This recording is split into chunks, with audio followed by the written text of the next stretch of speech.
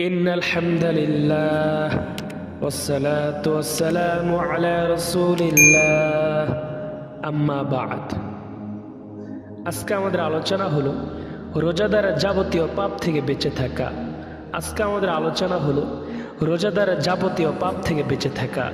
عن أبي هريرة رضي الله عنه قال قال رسول الله صلى الله عليه وسلم من لم يدع قول الزور ولا عمل به فليس لله حاجة في أن يدع طعامه وشرابه। অর্থ হযরত আবু হুরায়রা রাদিয়াল্লাহু তাআলা আনহু থেকে বর্ণিত, তিনি বলেন, রাসূলুল্লাহ সাল্লাল্লাহু আলাইহি ওয়াসাল্লাম ইরশাদ করেছেন, যে ব্যক্তি রোজা অবস্থায় মিথ্যা কথা এবং অনুরূপ কার্যকলাপ পরিত্যাগ করবে না, তার পানাহার বর্জন করাতে আল্লাহ তাআলার কোনো প্রয়োজন নেই।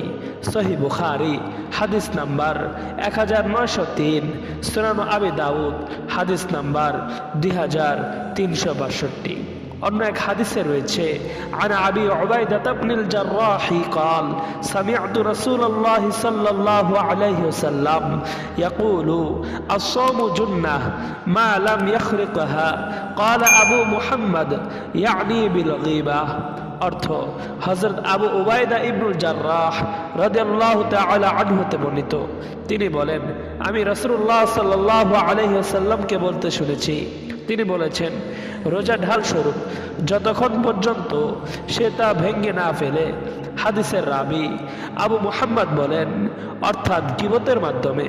সুনান নাসাই হাদিস নাম্বার 2235, সুনান দারিমি হাদিস নাম্বার 1773, জামিউল উসুল হাদিস নাম্বার 7136। আল্লাহ পাক রব্বুল আলামিন আমাদের সবাইকে রোজাদারের যাবতীয় পাপ থেকে বেঁচে থাকা এই বিষয়ের উপর আমল করার তৌফিক দান করুন।